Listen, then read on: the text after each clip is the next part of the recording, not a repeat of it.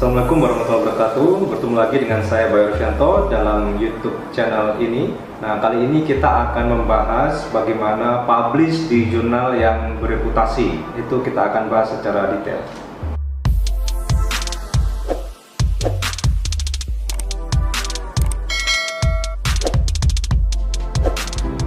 Untuk bisa publish di jurnal bereputasi, kita perlu menyiapkan beberapa hal. Nah, itu kita akan bahas dalam video kali ini. Tentunya hal ini dari pengalaman kami pribadi untuk mensubmit ke jurnal yang bereputasi, dalam hal ini Scopus Q1. Jadi sebenarnya kami juga baru masih belajar untuk mempublish di jurnal-jurnal yang bereputasi. Cuma dengan pengalaman yang sedikit ini, kita mencoba untuk sharing dengan rekan-rekan sekalian apa saja yang membedakan, apa saja yang harus ada di jurnal-jurnal atau artikel-artikel yang akan kita submit ke jurnal yang bereputasi.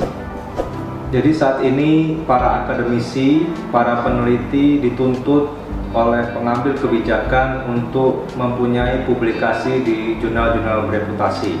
Nah, acuan untuk Indonesia ialah menggunakan acuan Scopus ya. Scopus bukan Segopus atau nasi kucing, tapi indeks Scopus.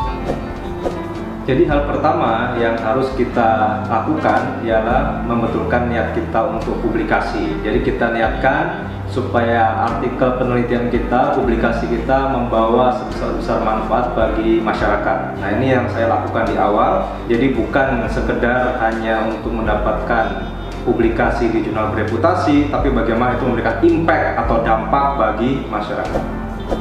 Jadi karena background saya ialah ekonomi dan keuangan Islam, saya niatkan penelitian saya ialah untuk berdakwah ekonomi Islam supaya lebih luas. Dengan itu saya mensubmit di jurnal-jurnal yang bereputasi. Jurnal bereputasi tentunya memiliki exposure yang lebih luas, impact factor yang lebih luas, sehingga artikel kita bisa dibaca seluruh masyarakat dunia. Nah, kali ini kita akan membahas salah satu artikel saya yang terbit di Scopus Q1. Sebenarnya ini dari awal merupakan artikel yang pertama kali saya submit di jurnal internasional. Dan waktu itu memang tidak ada niatan untuk publish di Scopus atau jurnal yang sekarang diwajibkan bagi peneliti, karena waktu itu saya juga tidak tahu ya tentang Scopus. Jadi niatnya memang bagaimana dakwah ekonomi Islam di jurnal yang bereputasi. Jadi artikel saya ini merupakan bagian dari disertasi, jadi memang dikerjakan lama dan juga submitnya harus menunggu waktu yang lama. Jadi pertama kali submit itu tahun 2016 ya, 2016 memerlukan waktu 13 bulan untuk bisa diterima di jurnal ini. Artikel ini berjudul Equity Financing and Debt-Based Financing, Evidence from Islamic Microfinance Institution in Indonesia. Diterbitkan oleh Pacific Basin Finance Journal. Jurnal ini terindeks Q1 di Scopus dan terindeks E di EBDC Journal Rank. Jadi saya biasanya memang saat ini tidak hanya melihat ke Scopus, tapi melihat ke pengindeks jurnal yang lain untuk mengecek atau melihat apakah jurnal itu benar-benar bagus. Yang kita bahas pertama ini ialah bagian abstrak. Jadi kita akan bahas apa saja yang harus ada di bagian abstrak untuk jurnal Scopus Q1. Jadi untuk abstrak, apa saja yang harus ada di abstrak untuk Scopus Q1? Yang pertama ialah tujuan. Jadi tujuan penelitian kita. Di paper ini terlihat this paper investigate. Nah, ini kita harus perjelas. Kemudian yang kedua ialah scope atau ruang lingkupnya ya. Ini melingkupi di mana? Misalnya di sini di rural household dan Indonesia. Jadi itu ruang lingkupnya. Kemudian yang ketiga ialah metode. Jadi metode ini menggunakan apa ya metodenya dan pengambilan data bagaimana. Yang keempat data. Jadi datanya kita menggunakan data apa saja, seberapa banyak, mungkin bisa juga dijelaskan di sini kalau kita ingin. Dan juga hasil, jadi hasil atau temuan dari penelitian kita termasuk fakta-fakta menarik di dalamnya. Dan yang terakhir ialah robustness test atau uji lain apabila ada. Kemudian untuk abstrak ini yang harus diingat ialah kita usahakan maksimum kita buat abstrak antara 100 sampai 150 kata. Malah beberapa jurnal ada yang langsung membatasi bahwa abstrak itu maksimum 150 words. Nah, kalau bisa kita kurang dari 100 kata itu lebih baik, tapi mencakup hal-hal yang saya sampaikan di atas.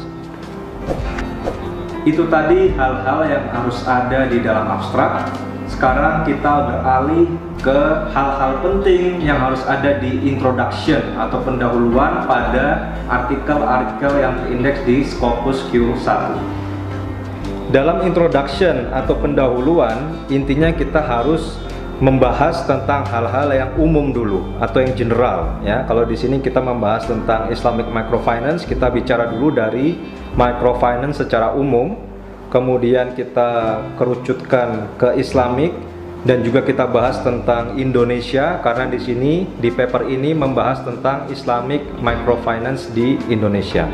Hal kedua yang penting di dalam introduction atau pendahuluan ialah novelty atau juga research gap yang coba kita angkat, termasuk motivasi kita.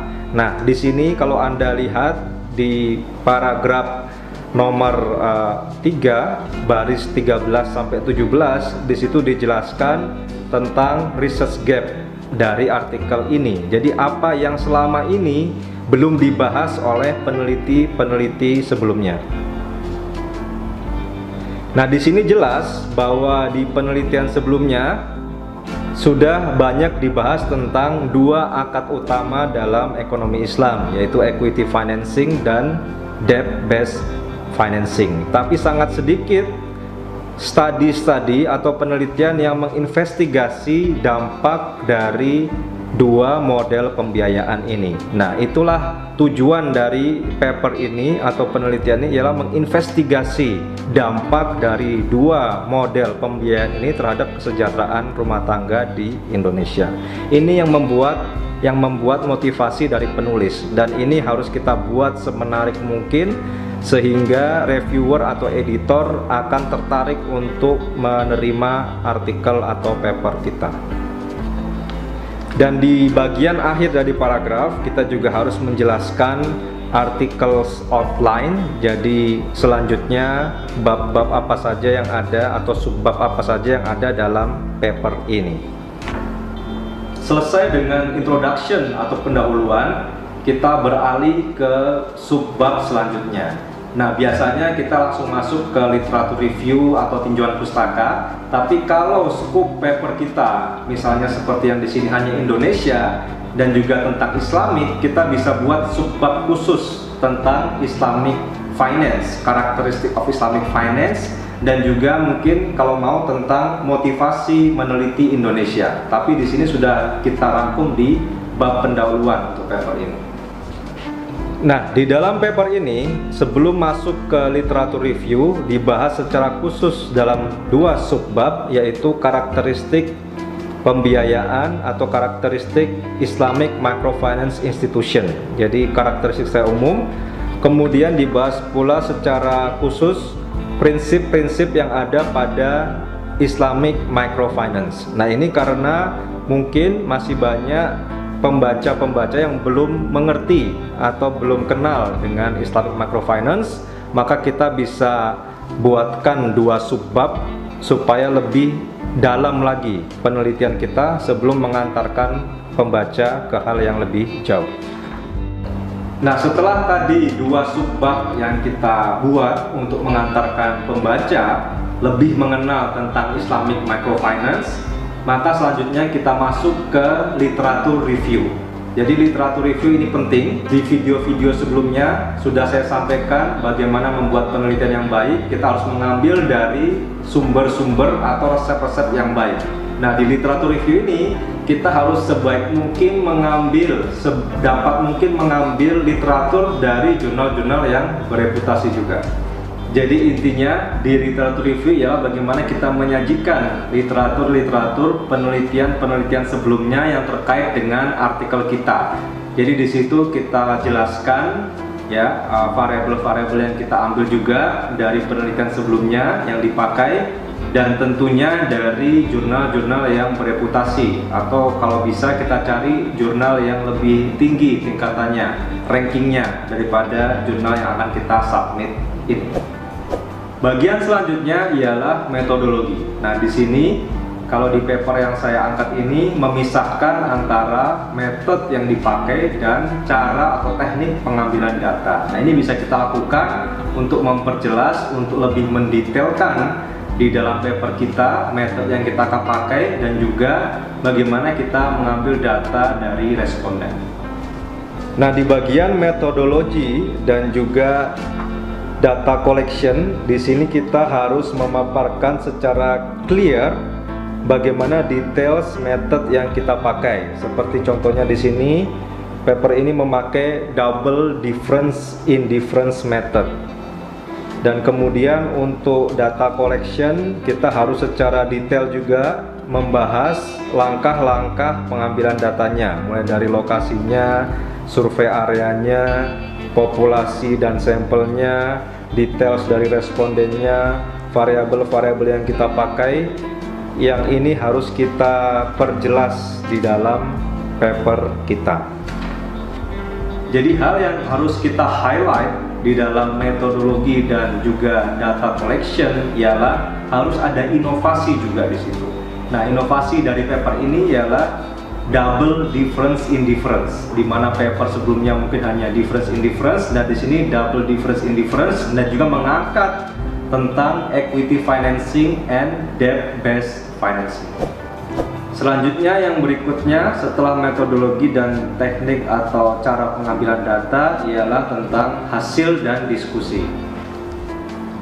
Nah, untuk subbab ini kita harus secara jelas memaparkan hasil dari penelitian kita, dimulai dari statistik deskriptif dari data-data yang sudah kita ambil, kemudian estimasi sesuai dengan metode yang kita pakai, yang di sini ialah double difference indifference, dan juga di paper ini menunjukkan robustness test, ya, yang di sini kita masukkan control variable dengan menggunakan adjusted difference indifference model.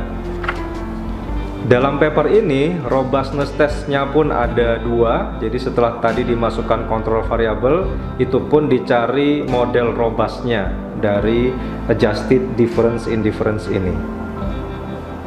Nah, bagian akhir dari artikel ialah conclusion. Di sini kita harus menunjukkan implikasi dari penelitian kita. Nah, yang terpenting juga di sini di paper ini kita bisa melihat, saya juga meng-highlight kelemahan atau keterbatasan dari paper ini.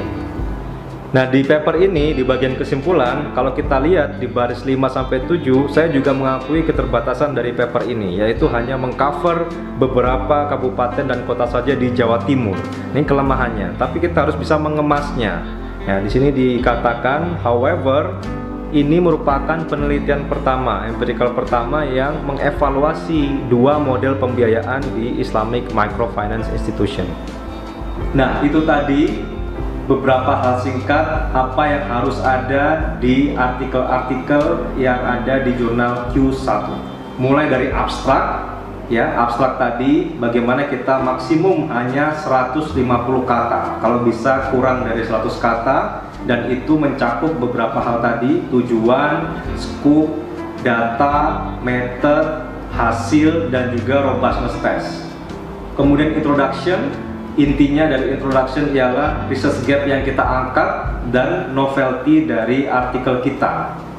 Kemudian kalau diperlukan kita bisa tempatkan dua subbab untuk memperjelas hal-hal yang masih belum banyak diketahui oleh readers atau pembaca. Dua subbab itu dalam hal ini di paper ini ialah tentang karakteristik Islamic Microfinance dan prinsip-prinsip yang harus ada pada Islamic Microfinance Institution. Hal yang ketiga ialah pada research method dan teknik pengambilan data. Nah, di sini kita harus menunjukkan inovasi, menunjukkan kelebihan metode yang ada dalam artikel atau paper kita. Kemudian selanjutnya hasil, yang berarti kita harus menjelaskan secara detail responden kita dan juga hasil-hasil estimasi ditambah dengan robustness test yang cukup banyak untuk bisa meyakinkan pembaca bahwa hasil kita valid. Terakhir, jangan lupa kita simpulkan, berikan implikasi dari penelitian kita, akui kelemahan dari penelitian kita, tapi juga munculkan hal yang baru yang itu belum ada dari penelitian sebelumnya. Silakan merefer kembali ke video saya sebelumnya tentang bagaimana membuat penelitian semudah membuat nasi goreng. Di sana secara detail memaparkan bagaimana membuat penelitian secara umum, penelitian yang baik. Namun dalam artikel jurnal Q1 kita harus membuat paper kita semenarik mungkin, mulai dari abstrak sampai dengan akhir dari paper kita. Sekali lagi, itu saja dari hal singkat tips dan trik publish di jurnal Scopus Q1. Kembali lagi ke awal, yaitu niatnya. Kita niatkan ini tidak semata-mata mengejar publikasi, tapi bagaimana kita bisa berdampak, kehadiran kita berdampak bagi masyarakat luas, khususnya dalam hal ini dakwah di ekonomi Islam. Itu saja dari saya. Sekian, terima kasih. Wabillahi taufiq wal hidayah. Wassalamualaikum warahmatullahi wabarakatuh.